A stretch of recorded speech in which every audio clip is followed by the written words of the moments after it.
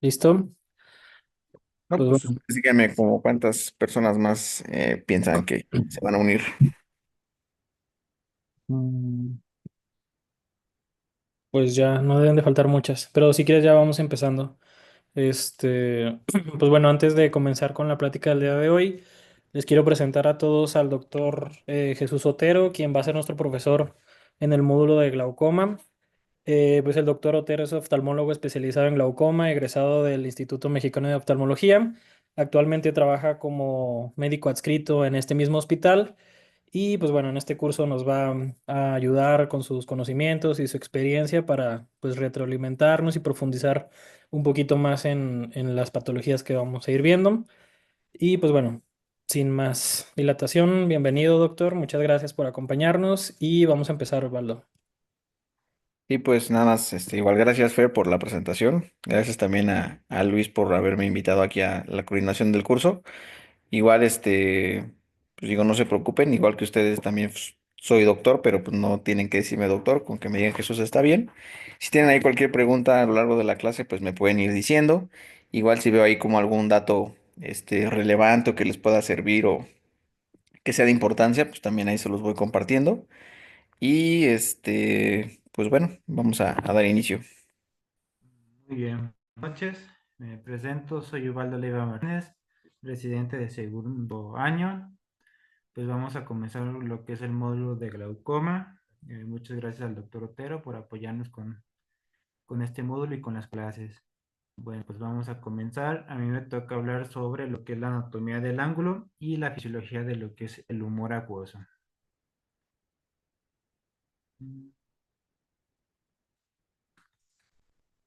Como tal, objetivo pues, de esta presentación es conocer la anatomía del ángulo iridocorneal, así como de lo que es el cuerpo ciliar y todas sus estructuras, y también conocer lo que es la producción, composición y fluido dinámico de lo que es el humor acuoso. Como una visión general, pues ya entrando de lo que es este tema, el humor acuoso tiene múltiples funciones fisiológicas en lo que, pues, en las diversas estructuras de lo que es el globo ocular. Empezando con, con lo que es la dinámica del humor acuoso, pues este depende de dos estructuras, tanto del cuerpo ciliar, que es el lugar donde ocurre como tal la producción del humor, y también tenemos la región limbal, que pues esta es la zona de transición en lo que es la córnea y la esclera, y es la región donde vamos a tener las estructuras por donde va a drenar, por donde va a salir lo que es el humor acuoso. Pues el ángulo iridocorneal, este corresponde a la región periférica del ángulo o bien a la región periférica de lo que es la cámara anterior. Este se forma por lo que es la inserción de la raíz del iris sobre la base del cuerpo ciliar y también de la pared corneoescleral. Tiene diferentes límites. Primero tenemos el límite anterior, que está formado por lo que es la línea de Schwab. Aquí en su imagen a la izquierda, en el inciso A, pues podemos ver lo que es este ángulo y tenemos el límite anterior, que es la línea de Schwab, una línea blanca circular. Tenemos el límite posterior, que lo corresponde al espolón escleral, y además tenemos una superficie interna, que es el surco escleral, pero este surco como tal no está vacío. Aquí encontramos lo que es la malla trabecular y pues esta malla es la que une este círculo y pues ya después de lo que es la malla pues continúa con el canal de Schlemm. Nada más mencionar que la parte interna de lo que es el ángulo está en contacto con la cámara anterior, con el humor, y la parte externa pues está en relación con el limbo. En el ángulo iliocorneal, posterior al ángulo tenemos lo que es el cuerpo ciliar, fuertemente adherido a lo que es el espolón escleral a través de sus fibras longitudinales. Y también tenemos el espacio supraciliar, que este es un espacio virtual que se forma en esa unión de las fibras sobre el espolón. Y también se menciona que entre lo que es la raíz del iris y el espolón escleral tenemos la banda del cuerpo ciliar, que pues posteriormente vamos a ir hablando de ella. Y como tal, estas son las estructuras que conforman el ángulo. De arriba hacia abajo, pues tenemos primero la línea de Schwab, que la podemos ver como de color blanquecina. Tenemos la malla trabecular, sus dos porciones, no pigmentada y la pigmentada. Por debajo de ella tenemos el espolón escleral.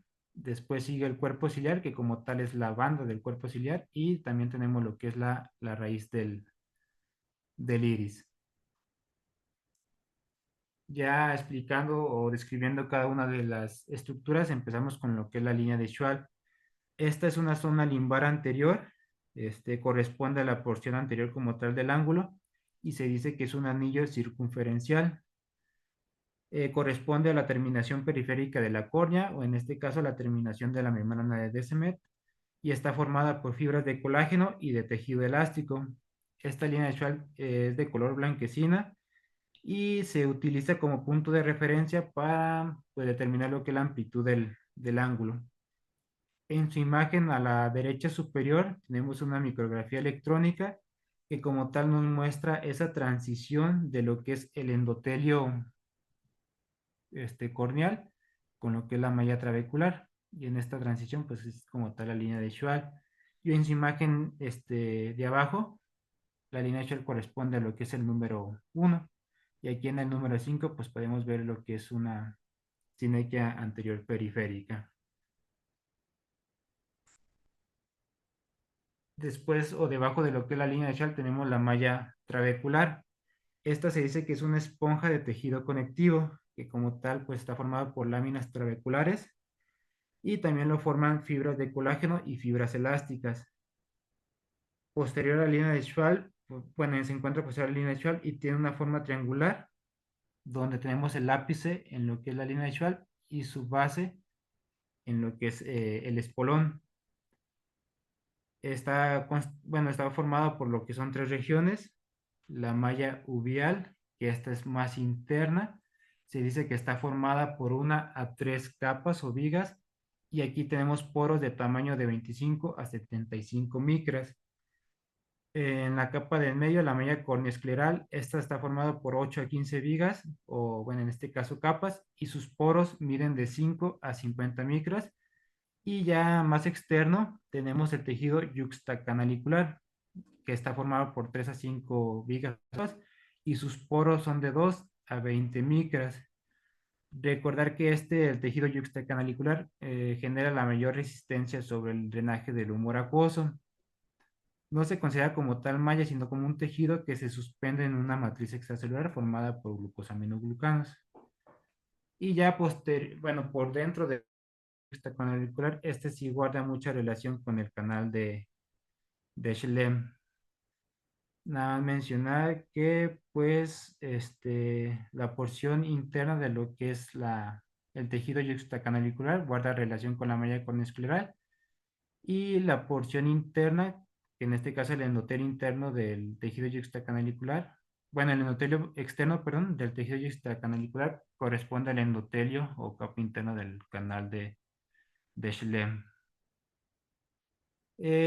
Menciona también que lo que es en la malla trabecular tenemos la región no pigmentada, que esta es la zona no funcional porque no está en contacto como tal con el canal de Schlemm.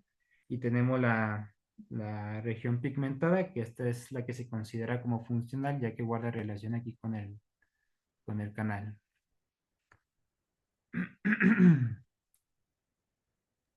Ahí Eh, es importante, digamos, saber cuál es la porción pigmentada y la no pigmentada. mm, Para tratamientos como el SLT. Ajá. ¿De qué otra forma se le conoce, digamos, estas porciones?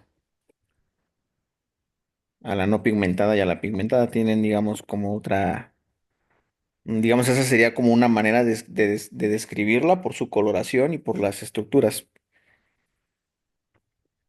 Pero ¿qué más? O sea, ¿qué otro nombre pueden recibir estas porciones? A la no pigmentada también se le puede llamar anterior y a la pigmentada posterior. Ajá. ¿Y qué otra? A Funcional y ver, no funcional. exactamente. ¿Cuál es cuál? la no pigmentada, pues es la no funcional. Muy bien. Y la pigmentada ya es la que la funcional. Es como dijeron, ¿no? La parte del tratamiento con diferentes tipos de láser, pues nos obligan de cierta manera a conocer cuál es la porción hacia lo que lo vamos a dirigir. Porque si lo dirigen a la parte no funcional, pues nada más el paciente está invirtiendo su dinero, pero pues no obteniendo realmente un resultado. Y no nada más es LT, también por ejemplo el ALT, que es un procedimiento que ya está un poco más en desuso, pero bueno, ahí también, por ejemplo, se recomendaba que se utilizara en la, digamos, mitad superior de la porción pigmentada y no así hacia la porción posterior, porque pues también podías dañar de cierta manera el iris y eso causar sinequias y otras complicaciones que pues están descritas en diferentes procedimientos. Entonces, sí que sepan justamente en qué área están enfocados y a qué área van a dirigir los tratamientos. Bien, gracias. Continuando, pues más que nada hablar de lo que es el haz trabecular. Este está formado por tres porciones. Tenemos una región central que contiene fibras de colágeno y elásticas. Tenemos la región cortical, un poquito más afuera, que contiene fibras de colágeno de larga distancia. Y ya tenemos las células trabeculares que rodean ambas regiones y estas tienen capacidad fagocítica. Y aquí a su derecha podemos ver la C, que es la región pues, central, ya más periférico las regiones corticales por las fibras de colágeno de larga distancia y ya tenemos después ya más periférico las células trabeculares.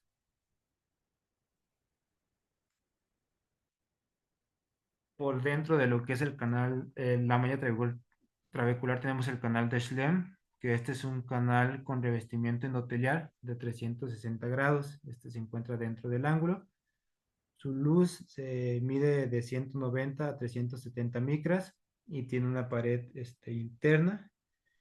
Esta pared está formada por células endoteliales irregulares y vacuolas gigantes que como tal están en contacto con la malla trabecular. Y tenemos una pared externa que está formada por células endoteliales lisas y planas. Y aquí su imagen a la izquierda, pues podemos ver lo que es pues todo lo que es el canal de Schlemm. Y ya después de estas tenemos lo que son los canales colectores, que pues es como que lo que sigue de este canal. Se dice que tenemos de 25 a 35 canales y salen directamente del canal de Schlemm de manera oblicua. Se dice que miden aproximadamente de 20 a 90 micras y recordar de que pues estos no tienen válvulas.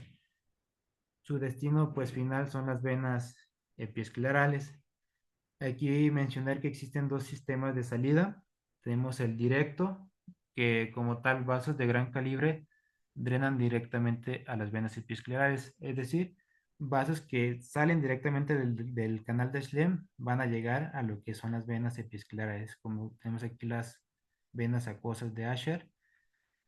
Y también tenemos el sistema indirecto, que este es más fino, pero forma plexos intraesclerales que se forman antes de llegar como tal a las venas epiesclerales, que son estos dos plexos.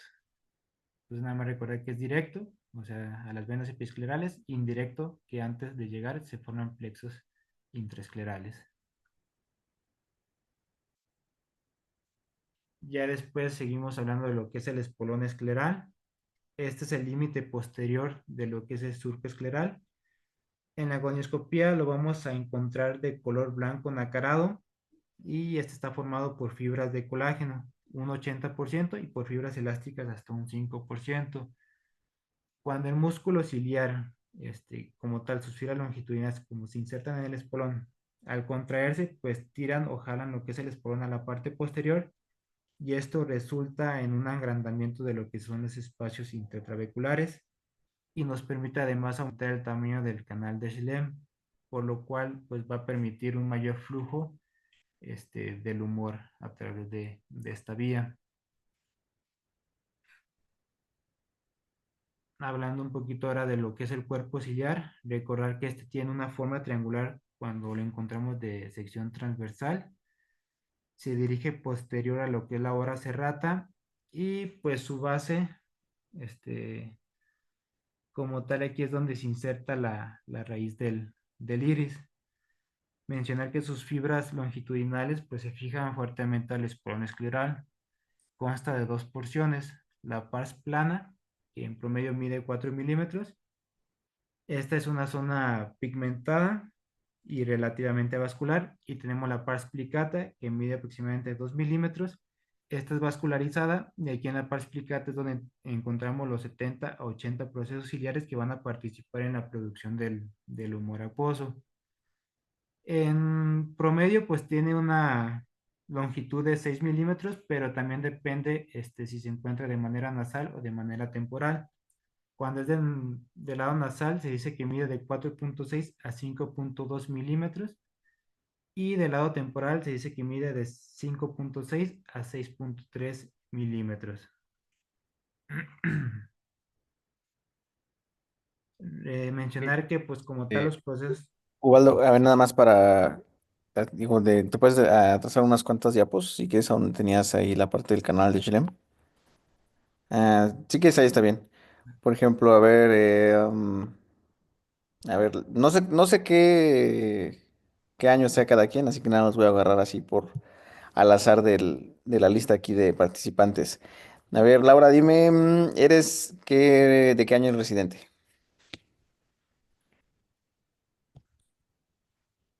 Laura. Hola, perdón, se cortó. De Ah, segundo año.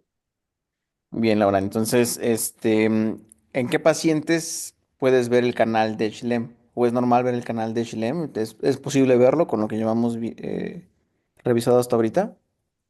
No, pues generalmente no lo podemos observar con lagunias. Ujú. ¿Se te ocurre algún tipo de pacientes que puedas observar el canal de Schlemm? Mm, no. A ver, Diego. Sí, había visto que cuando tiene sangre, ¿no? El canal de Schlemm es cuando es visible. ¿Y en qué pacientes puedes tener sangre? Pues, por ejemplo, en pacientes con de vascularizaciones o No tan trauma. frecuente. Trauma puede ser una, ajá. ¿Qué otros? Y FEMA. No necesariamente, porque el ifema pues regularmente suele ser de las estructuras internas. Entonces, más bien si tienes un ifema, pues te va a bloquear la visualización directa de las estructuras. Tiene que ser un sangrado más posterior. Pues Cuando cambios está también aumentada agudos la de la presión presión intraocular. ¿Alguien dijo aumento de la presión de qué? de las venas epiesclerales. Exacto, lo que son sobre todo todos aquellos procesos que tengan un aumento de la presión venosa epiescleral suelen ser aquellos pacientes que van a tener, digamos, como esa visualización de contenido hemático en el canal de Schlemm, como por ejemplo, ¿quién? Pacientes con síndrome de Sturge-Weber, por ejemplo. Joshua Weber es una, que son facomatosis, otra que no sean facomatosis. Fístulas. ¿Fístulas de qué Axenfeld-Rieger. tipo? ¿Fístulas en dónde? De alto flujo, ¿no? Sí, ¿en dónde? Carotidio cavernosa. Carotidas cavernosas, ajá. ¿Qué otra? Ya no fístula, ¿qué otro padecimiento? Saus, no te puedo aumentar. Fíjate que SAUS no estoy tan seguro. La orbitopatía esteroidea. Orbitopatía tiroidea, ajá, exactamente. Anemia, Entonces, anemia de células falciformes también. anemia, células falciformes, que ahí no es, por ejemplo, un aumento de la presión venosa epiescleral, pero sí es un proceso que puede causar alteraciones en la dinámica, ¿no? De todo el contenido hemático. El Entonces, si síndrome ustedes de buscan vena cava superior también, ¿no? también, entonces, si ustedes buscan en el Sharawi principalmente, o si leyeron de ahí, pues se pueden dividir, ¿no? Todo lo que son el aumento de la presión venosa epiescleral, y ahí justamente vienen estos ejemplos. Entonces, esa es una. Y a ver, un R3 que me diga en dónde hay más canales colectores, en qué porciones. Nasal inferior Ajá, ¿y eso de qué te sirve conocerlo, Ezequiel? para las cirugías, las AV internas. Ahí es Ajá. donde en esa zona se hace pues, la incisión en la malla trabecular. Exactamente, Las entonces ahí vanetomías. tienen una mayor tasa de éxito, sobre todo en pacientes, por ejemplo, que van a ser sometidos a goniotomías, ¿no? Pacientes con glaucomas congénitos, aquellos pacientes en el que ustedes planean ponerles un mix, suelen tener un mayor éxito en este tipo de regiones, dependiendo obviamente qué tipo de mix, ¿no? Porque hay algunos que suelen respetar la estructura, como son el IDRUS, que ahí pues de cierta manera sí influye, aunque no tanto, pero por ejemplo, algo que yo estoy más acostumbrado, que son a los Kahook, pues es justamente donde realizamos más la gonotomía interna, como dice Ezequiel, y por eso funciona de mejor manera en esta zona. Muy bien. Listo, Waldo, si quieres continuar. Muy bien, continuamos. Nos quedamos aquí. Pues ya hablando de lo que es los procesos ciliares, recordar que está revestido por una doble capa de células epiteliales. Tenemos una capa pues interna, esta es no pigmentada y tiene una forma columnar. Están en contacto directo con lo que es la cámara posterior. Y tenemos la externa que es pigmentada y tiene una forma cúbica. Y estas se encuentran en dirección o están en contacto con lo que es el estroma del cuerpo ciliar. Mencionar que ambas pues células, tanto su porción ápice, están en contacto, es decir, el ápice de la célula no pigmentada con el ápice de la célula pigmentada se encuentran en relación. En cambio, la lámina basal de ambas células, pues una va a estar en lo que es el estroma y la otra va a estar en lo que es la cámara posterior. También mencionar que el cuerpo ciliar tiene tres tipos de fibras musculares. Estas actúan como una unidad y pues se comportan más como fibras lisas. Tenemos lo que son las fibras longitudinales que van directamente a lo que es el espolón escleral. Tenemos las fibras radiales que estas unen las longitudinales con las circulares. Y también tenemos las fibras circulares que pues estas actúan en la contracción del cuerpo ciliar.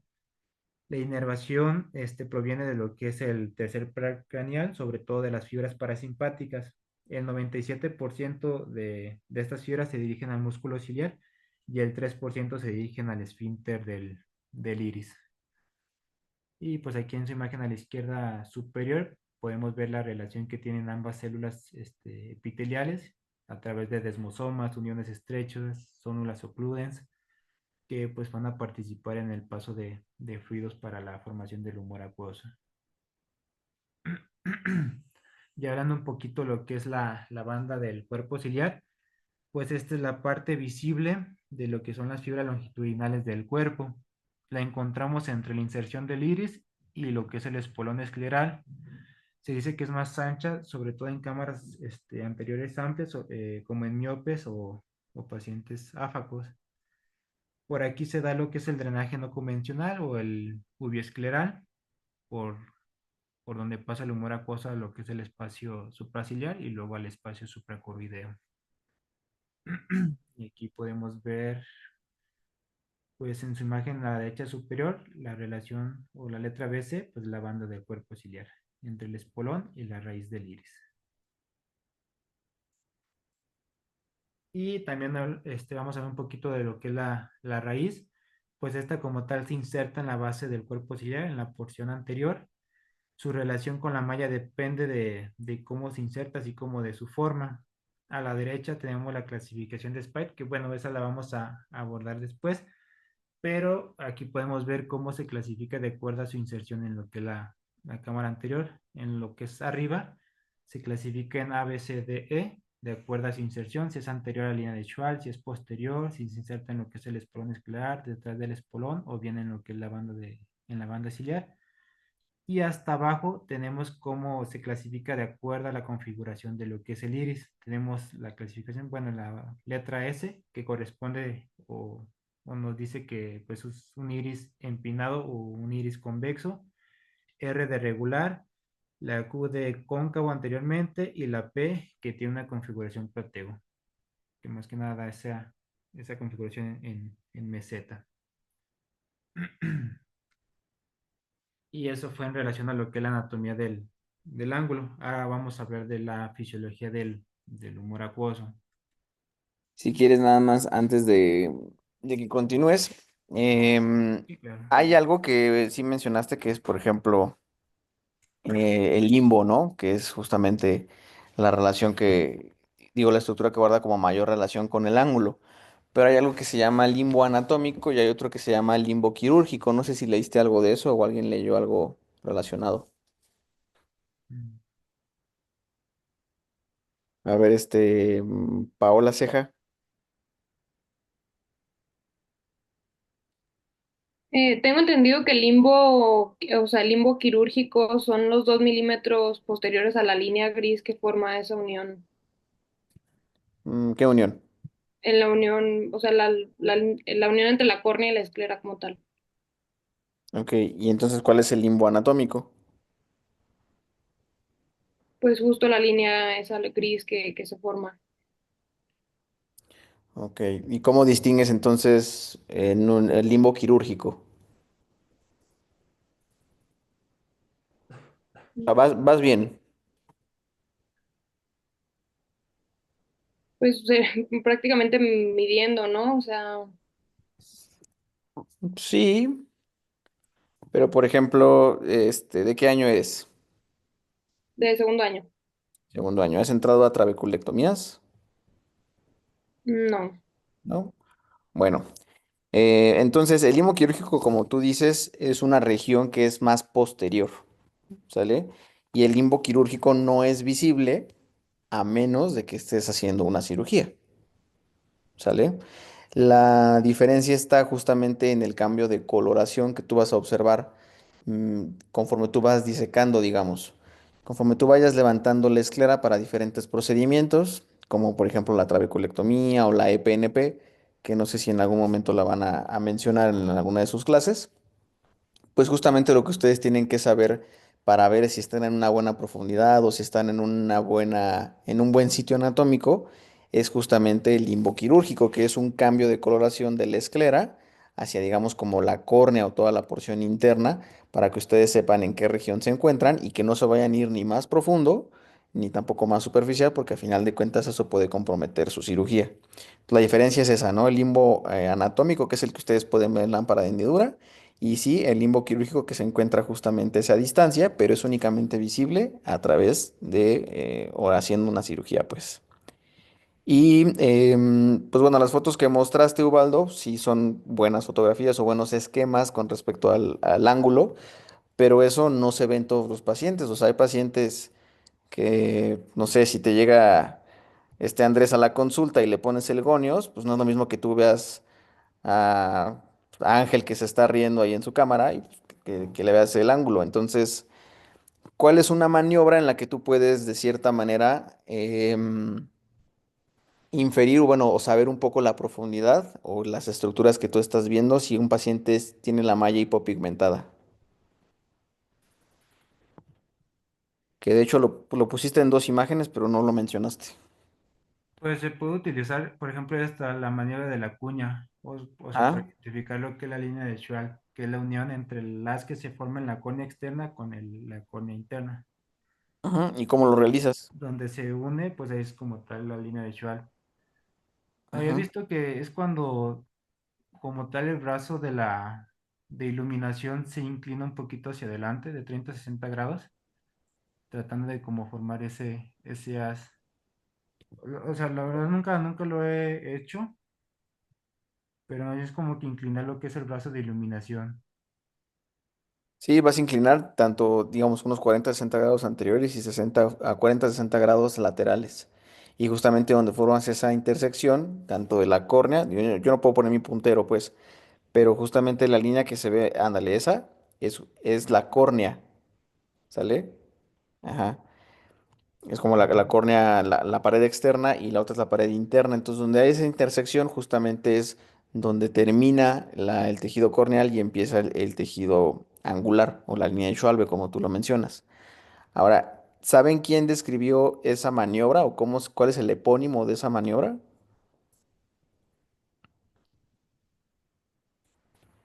Bueno, el epónimo es la maniobra de Ortiz, ¿sale? Es un mexicano que describió esa técnica, entonces yo la verdad es que pocas veces la he utilizado.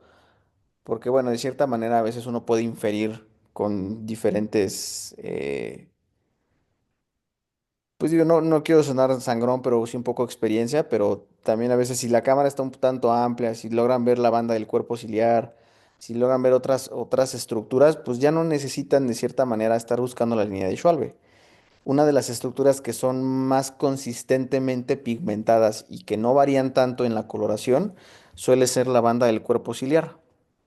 Sale que aquí lo están viendo en la imagen y regularmente se ve como una coloración entre gris, exactamente esa línea, entre gris y relativamente como un verde militar. O sea, obviamente no hay un color que yo les pueda decir exactamente cuál es, pero si ustedes ven la banda del cuerpo ciliar, aunque lo demás esté hipopigmentado, ustedes saben que ese ángulo está abierto, ¿sale?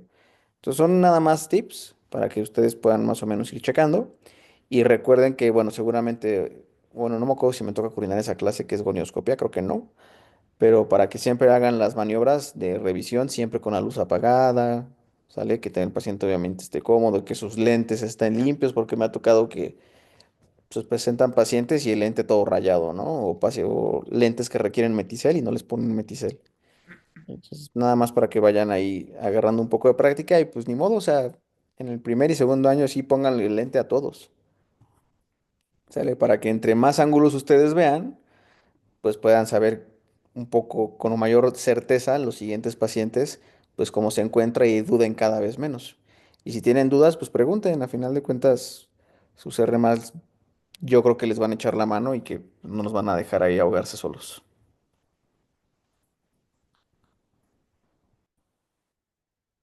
Gracias, Jesús. Gracias, doctor. Continuando con lo que es, pues ahora la fisiología del humor acuoso, pues como tal la dinámica del humor, pues depende de diferentes parámetros que aquí los tenemos, la tasa de producción, la facilidad de flujo de salida por la malla, la tasa de drenaje por la vía uveoescleral y también lo que son la presión de las venas epiesclerales. Cuando uno de estos se altera, pues se modifica como tal la presión intraocular. ¿Qué funciones tiene como tal el humor? Pues suministrar nutrientes a lo que es el cristalino y a la córnea, al ser pues avasculares. También nos permite eliminar desechos metabólicos y células inflamatorias. Nos permite el transporte de neurotransmisores, así como factores de crecimiento. Y también tiene función bueno, en el sistema óptico, ya que su índice de refracción es de 1.336, que es menor a lo que es la córnea. La córnea es de 1.376, entonces al ser menor, pues bueno, los rayos se divergen. Mencionando también un poquito de lo que son las propiedades físico-químicas, mencionar que el volumen en cámara anterior es de 200 a 300 microlitros y en la cámara posterior es de 60. Tiene una densidad de 1,025 a 1,040 milipois y tiene una presión osmótica de 3 a 5 miliosmoles por litro. También tiene un pH que se dice que tiene un valor ácido en lo que es la cámara anterior y tiene una tasa de formación que varía en jóvenes y en adultos. En jóvenes va de 2.9 microlitros por minuto, sobre todo bueno, de manera diurna, porque recordar que en la noche pues disminuye como tal su tasa de producción hasta el 50%. Y también en personas mayores de 80 años, su producción va de 2.2 microlitros por minuto. Pero pues en promedio va de 2 a 3, que se toma la mitad, 2.5. Y su composición bioquímica pues está formada por agua hasta un 99%. Además tiene proteínas que van de 5 a 15 miligramos por 100 mililitros, que se dice que tiene una relación con el plasma de 1 a 500. Nada más mencionar que cuando estas proteínas aumentan arriba de 20 miligramos por 100 mililitros, pues cuando aparece el flare. También tiene ascorbato, que es 20 veces mayor en el plasma. Este ascorbato pues tiene funciones antioxidantes para proteger las estructuras del ojo por los rayos de luz. También contiene lactato, que como tal es un desecho de la acción glucolítica de cristalino. Tiene glutatión, que como tal estabiliza el estado redox al, bueno, al regenerar lo que es el ascorbato, el antioxidante. También encontramos el factor de crecimiento endotelial vascular y encontramos oxígeno que va pues se va a dirigir a lo que es el cristalino y al endotelio de la córnea, y dióxido de carbono, que este se va a liberar por lo que es la córnea. Ya aquí a su derecha tenemos una tabla comparativa, este es del libro de Lao, donde nos muestra pues las diferentes componentes en el plasma, en el humor acuoso y en el vitrio. Pues hay que nada más mencionar la concentración del humor acuoso, pues que es 20 veces mayor y un poquito pues sí más alta que en relación a otras estructuras, bueno, en relación al plasma. El fluido como tal del humor acuoso empieza en lo que son los procesos ciliares. Este se dirige a lo que es la cámara posterior, después a la cámara anterior, a la media trabecular, al canal de Schlemm y termina en lo que son las venas epiesclerales. Mencionar que pues el flujo del humor acuoso sigue un movimiento de convección, que este es el dependiente de temperatura. Cuando el humor acuoso está en contacto con la córnea, que es más fría por estar en contacto con el aire, pues se vuelve más denso lo que es el humor y desciende. En cambio, cuando está en contacto con el iris, al ser una estructura un poco más caliente, el humor acuoso pues asciende y se vuelve más ligero, pero en realidad pues al final todos van a llegar a lo que es el ángulo. Este movimiento de convección lo podemos ver en diferentes enfermedades como el uso de Krukenberg cuando es la síndrome de dispersión pigmentaria, también el movimiento que siguen las células inflamatorias. Hablando un poquito de lo que es la producción del humor acuoso, este comienza en los procesos ciliares donde interviene tanto el estroma como ambos epitelios.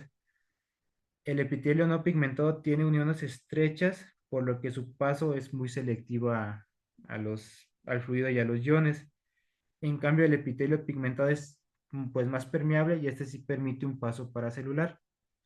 Nada mencionar que se da por dos mecanismos, uno que es activo, dependiente de iones, que este es el que nos genera hasta el 80%, y un movimiento pasivo, que es el de difusión y ultrafiltración, que intervienen en un 20%.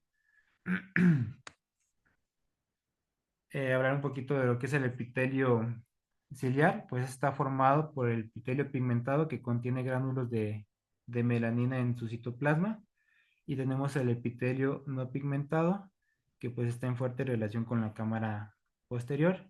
El ápice de cada célula está en contacto y ya ambas van a formar lo que es la barrera hematoacuosa, es decir, pues no hay un flujo libre de líquido, sino más bien es a través de procesos selectivos, a través de los canales que encontramos aquí en los canales de membrana.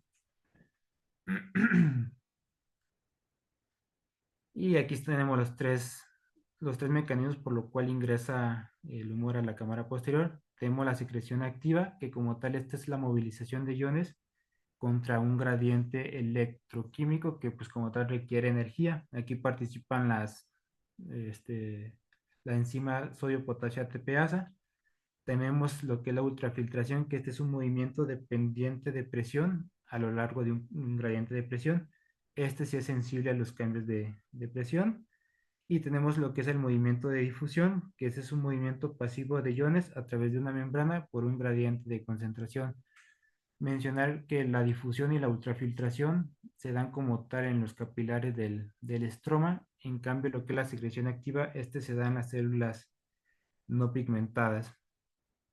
Pues nada más mencionar de que la difusión y la ultrafiltración se da por el movimiento de líquido desde los vasos estromales. Estos vasos estromales se forman por lo que es el círculo arterial mayor, y en su imagen a la izquierda podemos ver de color azul, pues como tal es el vaso sanguíneo, y de color cafecito es el estroma del cuerpo ciliar. Aquí es donde ocurre la difusión y ultrafiltración para el movimiento de iones. Estos son dependientes de presión. En cambio, ya lo que es el contacto de ambas células, este ya es un transporte más selectivo, que es el de secreción activa. Es un transporte selectivo de iones y sustancias, y este va contra gradiente de concentración. Participa en la producción del 80% del humor acuoso y involucra dos enzimas, la sodio-potasio ATPasa y la anhidrasa carbónica. En su imagen a la derecha, pues tenemos ambas células, tanto la pigmentada como la no pigmentada. En lo que es la célula epitelial pigmentada, aquí tenemos los diferentes transportadores de membrana. que como tal va a permitir el paso de iones y fluidos desde el estroma del cuerpo ciliar a este epitelio. Después del epitelio pigmentado pasa al no pigmentado y del no pigmentado pasa a la cámara posterior. Tenemos las bombas de sodio, potasio, ATPase que como tal ingresan sodio y potasio. Tenemos también antitransportadores, que es el de sodio hidrógeno y el de cloro bicarbonato. Y aquí podemos ver sodio hidrógeno y bicarbonato cloro. Estos van a permitir el paso tanto de sodio como de cloro, pero van a liberar hidrógeno y bicarbonato. Y aquí es donde actúa la anhidrasa carbónica, la cual utiliza dióxido de carbono y agua para formar estos iones de bicarbonato y hidrógeno que se van a utilizar en las bombas, bueno, en los antitransportadores. En realidad, pues el flujo es neto de sodio, de cloro, de sodio y todo esto pues nos va a traer agua. Después de eso va a pasar a las células no pigmentadas, ya que existen otras bombas de membrana, que tenemos las de sodio y también tenemos la de cloro bicarbonato, que al final de cuentas, pues todo nos va a llevar a la liberación en lo que es la cámara posterior. Y aquí es pues donde actúan los diferentes hipotensores, que pues después los vamos a hablar más en próximas clases. Pero en general, pues este es el paso de los iones de sodio para liberarse en lo que es la cámara posterior. Y ese fue como tal la producción. Ahora vamos a hablar de lo que es la salida del humor acuoso. Este se produce por dos vías. Tenemos la vía de la media trabecular, que es sensible a la presión intraocular y es la que nos genera pues resistencia. Sobre todo el tejido yuxtacanalicular, que nos genera un 75% de resistencia y el canal de Schlemm nos da un 25%. La otra vía es la uveoescleral. Esta como tal no es sensible a la presión intraocular. Y nada más mencionar que por la vía de la media trabecular o vía convencional drena el 80% y de la vía uveoescleral drena el 20% en personas adultas. Porque en niños, pues la vía uveoescleral tiene más relación en lo que es el drenaje, es decir, que hasta un 50%. Entonces, cuando aumenta la edad, esta vía va bajando lo que es su tasa de fluido de drenaje. Y aquí tenemos una imagen que nos representa como tal todo el recorrido de lo que es el humor acuoso. Número uno, pues se producen los procesos ciliares.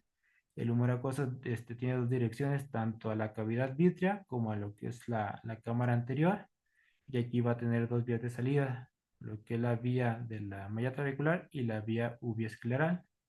En lo que es la vía uveoescleral entra por las fibras musculares del cuerpo ciliar para dirigirse al espacio supraciliar, después al espacio supracoroideo. De aquí existen canales emisarios, por lo cual se van a ir, se va a ir drenando lo que es este fluido. Y por la vía de la media trabecular, pues esta va a seguir el canal de Schlemm, después se dirige a los vasos colectores y termina en lo que es las venas epiesclerales. En lo que es la vía de la malla trabecular, pues tiene que atravesar diferentes estructuras. Empieza con lo que es la malla uvial, que pues esta es una extensión del músculo ciliar. Después atraviesa lo que es la malla corneoescleral, que aquí tenemos pues láminas de tejido conectivo. Y después sigue con el tejido yuxtacanalicular, que pues contiene colágeno y una matriz extracelular y es la que genera la mayor resistencia. Su drenaje va de 0.1 a 4 microlitros por minuto y este sí es dependiente de la presión intraocular. Es decir, cuando aumenta, pues existe un mayor flujo de salida o drenaje del humor. En cambio, tenemos la vía uveoescleral, que pues como tal, este es el responsable en personas adultas del drenaje del 20%, pero en niños es hasta un 50%, va a ir disminuyendo con la edad. El paso del humor acuoso va primero de lo que es el cuerpo ciliar, pasa al espacio supraciliar, luego al espacio supracoroideo y termina en una circulación venosa. Aquí el drenaje va de 0.3 microlitros por minuto, es independiente de presión intraocular y aquí participan las metaloproteinasas, que estas como tal son enzimas que actúan sobre la resistencia de salida al degradar componentes de la matriz extracelular. Y aquí es donde actúan las prostaglandinas sobre estas enzimas para, bueno, como tal ocurre un mayor drenaje del humor. Ya en lo que es la vía de la media trabecular tenemos el canal de Schlemm, que este es el movimiento del flujo a través de diferentes vías. Una de ellas es la vía transcelular pasiva. También tenemos células endoteliales permeables, tenemos los canales de Sondermann y tenemos vacuolas y poros entre ellas.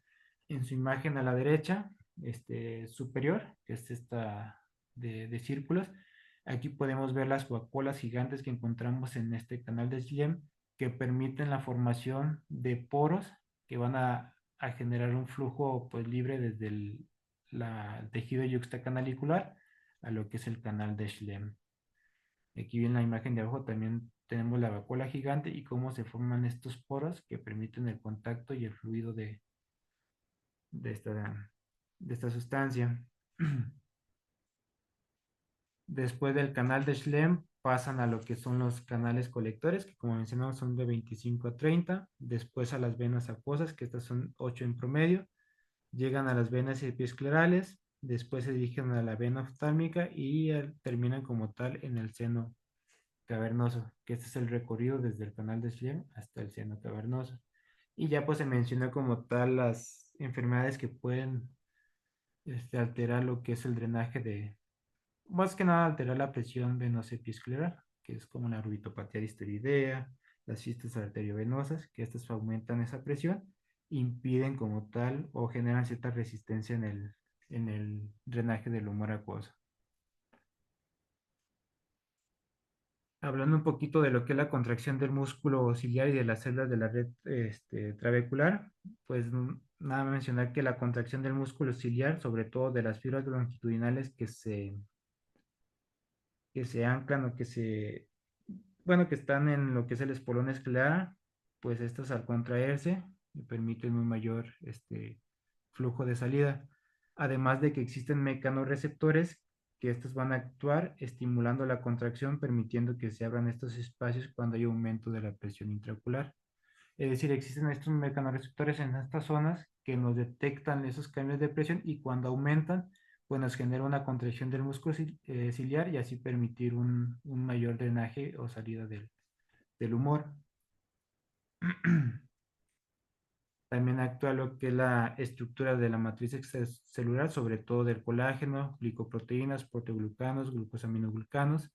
Mencionar que esta es pues dinámica interactiva cuando incrementa la presión intraocular, aumentan lo que son las metaloproteinasas y estos como tal degradan los componentes de la matriz extracelular y nos generan un aumento de flujo de salida del humor acuoso. También existen cambios en el citoesqueleto de las células trabeculares, como lo que es la actina F, que esta genera una contracción celular, una motilidad, fagocitosis, pinocitosis y una adhesión celular. La rigidez puede alterar la capacidad de respuesta en la malla trabecular y el canal de Schlemm al flujo de fluido, y estas van aumentando con la edad, es decir, aumentan su rigidez e impiden o generan más resistencia en lo que es la salida del humor acuoso. De lo que es la presión venosa epiescleral, esta se calcula con un venómetro, que es el dispositivo que encontramos aquí a su izquierda.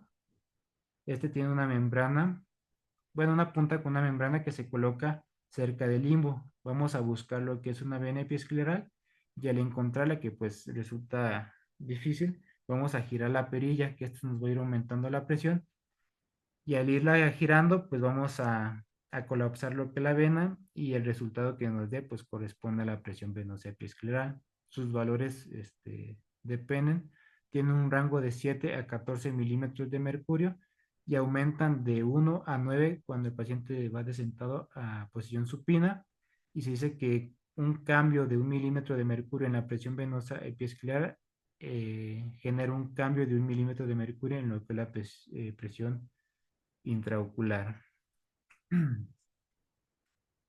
Y hablando pues de todas las estructuras, pues se forma lo que es la ecuación de Goldman, que aquí la tenemos, que es P0, que corresponde a la presión intraocular en milímetros de mercurio, que es igual a F, que es la producción del humor acuoso en microlitros por minuto, menos U, que es la tasa de drenaje del humor acuoso a través de la vía ubioscleral, entre C, que es la facilidad de salida por la malla trabecular, más la presión venosa epiescleral. Pues como tal, aquí vemos que todos estos componentes participan o juegan papel en lo que es la presión intraocular. Cuando uno se modifica, pues se modifican también el resultado.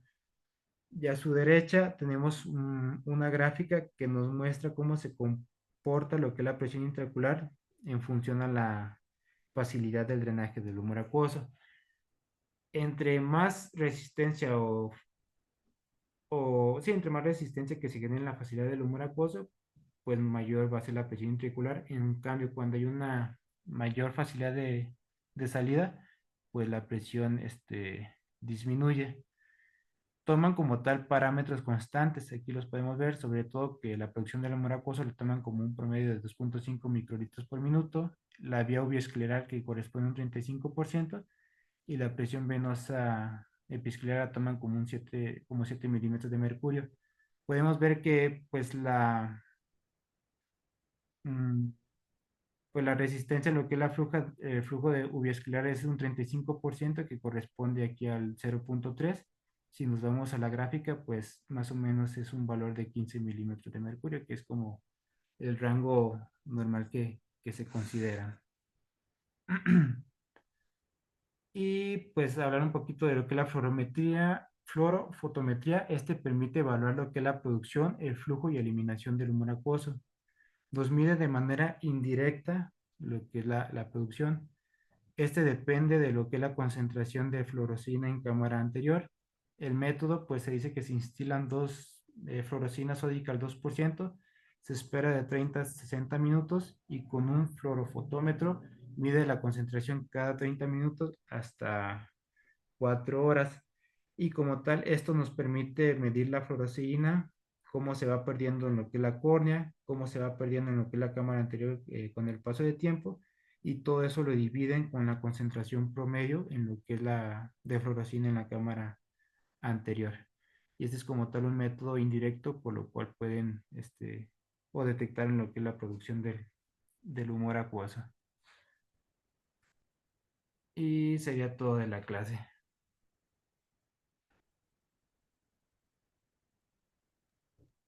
Muy bien. No sé si alguien tenga alguna duda o pregunta, o si alguien leyó algo diferente, o qué otras cosas pudieran haber visto que no se mencionaron. Pues yo solo quisiera hacer dos aportaciones. A veces cuando leemos de manera trabecular, generalmente nos limitamos a las porciones y poco hablamos de las células que hay en cada una de estas. Y porque Ajá. realmente pues no es solo una función filtrante. O sea, hay células endoteliales, fibroblastos, macrófagos que permiten que la malla trabecular haga su función. Y a veces cuando indagamos un poquito más sobre eso, sobre todo en SLT y entender el mecanismo de acción, pues es cuando encontramos pues todas estas funciones que a veces pasamos por alto. Y también el otro punto que quería mencionar es que pues recordar que la producción de humor acuoso pues va de la mano del ciclo circadiano y, y en pacientes bueno, yo he leído, no he hecho el registro, vaya, en pacientes con alteración de su ciclo circadiano por su empleo o alguna otra causa, pues sí hay se ha demostrado que sí hay variaciones de este ciclo. No cumple pues, por regla el que existe, salvo que, bueno, quisieran aportar o tener otros datos, ¿vale? Y agradecerle a ti, Jesús, al doctor Rafael Carazo y a la doctora Macario que están aquí presentes, entre pues, algunos de los profesores que tendremos a lo largo del módulo.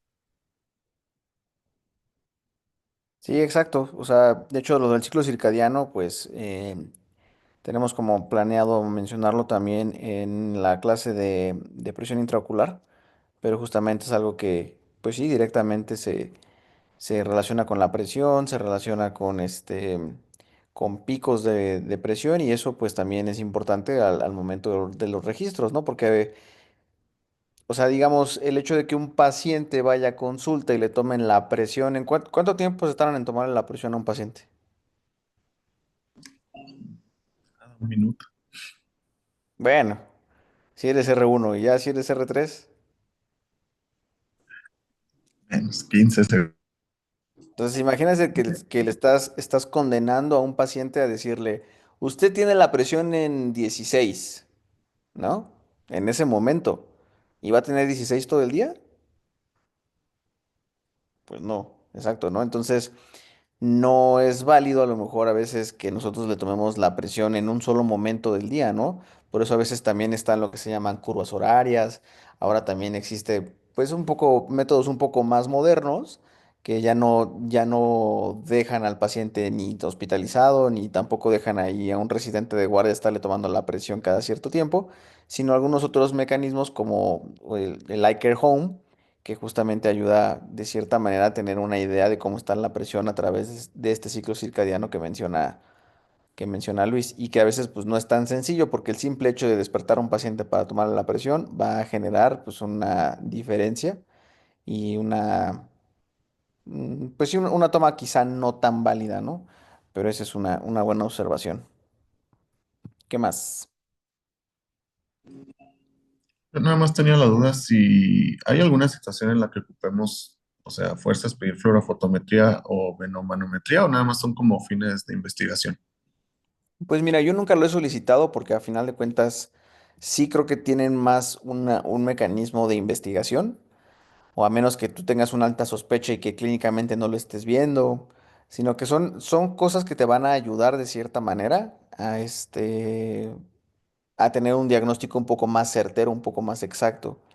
Pero si tú me preguntas, yo no tengo ni idea aquí en Querétaro en dónde se haga, y seguramente son pocos los lugares donde se pueda hacer de manera confiable, ¿no? Porque pues luego hay lugares donde ni autorrefractómetros tenemos, o lugares donde hace poco fui a operar a un lugar y me dijeron, sí hay una lámpara para que cheques a tu paciente, y pues no tenía ni prisma, ¿no? Para tomarle la presión. Entonces son cosas con las que a veces nos topamos con pared, pero bueno, sería a lo mejor adecuado investigarlo. Si quieren, voy a checar aquí el dato, a ver si existe algún lugar aquí en Querétaro, un lugar ahí en Puebla donde ustedes están, o en ciudades más grandes, simplemente si tenemos como la necesidad de mandar a un paciente, que te digo, a veces sí es un poco más como para quedarte tranquilo de que tu diagnóstico es certero, y pues ver si a lo mejor no hay otra causa eh, de la fluorofotometría, por ejemplo, que tuvieras alguna duda de los mecanismos ahí de salida o alguna otra cosa. Pero un fin clínico imprescindible, la verdad es que yo diría que no. Va, gracias. Ahora, de lo que mencionabas también, digo ya nada más como últimos datos, de los porcentajes de las vías. Pues antes sí se mencionaba que la vía, digamos, convencional, que es la trabecular que ya mencionabas, se estimaba que más o menos entre el 80-90% de la salida del humor acuoso se llevaba a través de esta vía, y únicamente se le dejaba un 5, 10 o a veces hasta un 20% a la no convencional o a la vía uroescleral. Sin embargo, pues ya actualmente incluso a la vía escleral se le ha dado mucho mayor peso, y ya hay literaturas que lo mencionan hasta un 50, un 60%. ¿Sale? Entonces, no quiere decir que la malla trabecular no funcione, pero ya se le ha dado un mayor peso a esta vía, que justamente también tiene que ver con ciertas cosas o ciertas, pues no horarios, sino condiciones tanto patológicas como a lo mejor fisiológicas que van a intervenir en este mecanismo, ¿no? Pacientes, por ejemplo, con diabetes, pacientes con uveitis, que justamente son en las patologías donde se descubrieron la función de los análogos de prostaglandinas, que tienen un aumento en esta vía de salida y que no necesariamente es algo patológico. Entonces, está bien a lo mejor para un examen que contesten entre un 20 y un 30% de la vía no convencional, pero que ustedes sepan que esto cambia, ¿sale? Y que hay como investigaciones más recientes donde le dan un mayor peso. ¿Y qué más? Pues bueno, creo que en general fue una clase bastante completa. Es difícil a veces en una hora poder cubrir todo. También, como decía Andrés, las funciones de los trabeculocitos también son importantes, porque justamente, pues una de las funciones que él seguramente leyó y que sería bueno mencionar, es que los trabeculocitos de cierta manera son no necesariamente elásticos, pero tienen como una función de compensación de presión y de compensación como de, no recuerdo exactamente el término, pero como de moldeamiento. Si un paciente, por ejemplo, recibiera un trauma ocular cerrado, de cierta manera hay como un mecanismo compensatorio por la malla trabecular que le permite una cierta deformación para que no se rompa y eso no comprometa sus funciones en ciertas regiones. ¿Vale? Entonces es una buena observación que les hace ahí Luis. Si pueden checarlo, pues obviamente también es complementario, pero sí, pues a lo mejor falta un poquito de irrigación del cuerpo ciliar. O sea, les digo, son muchas cosas, no quiere decir que esté mal que no las hayas incluido, sino que es mucho por mencionar. Pero bueno, felicitarte porque fue una buena clase, creo que pues todo se entendió de una buena manera. Entonces, pues si no tiene ninguna otra duda. Igual le voy a pasar mi contacto a bueno, Luis tiene mi contacto y Fernando también. De hecho, varios de aquí del grupo que están ustedes tienen mi contacto porque yo apenas me gradué apenas en marzo, entonces, pues ya si tienen cualquier pregunta específica o cualquier duda, pues igual me pueden escribir. ¿Alguien tiene algún otro comentario, duda, pregunta?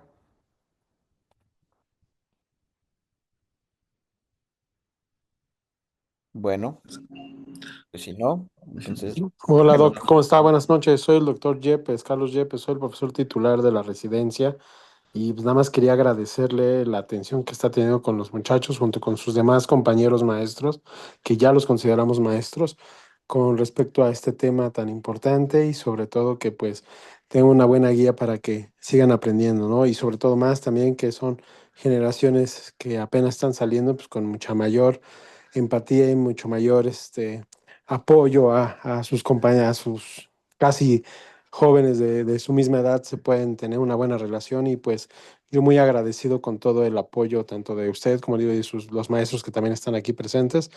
Les agradezco mucho el apoyo y pues esperemos no defraudarlos, doctor. Y pues cualquier cosa ya sabe, aquí estamos pendientes. doctor, pues muchísimas gracias por la invitación y pues por los comentarios, cualquier cosa que necesiten. Pues voy a intentar conectarme a la mayor cantidad de clases que me sea posible para estar aquí como la doctora Macario presentes y pues contribuir con lo que más se pueda, a lo mejor a ciertos comentarios o dudas por resolver. No, pues muchísimas gracias y pues adelante, les agradezco mucho. Muy bien. Bueno, pues entonces si ya no tienen ninguna pregunta, creo que mañana toca clase de presión, ¿no? Fer.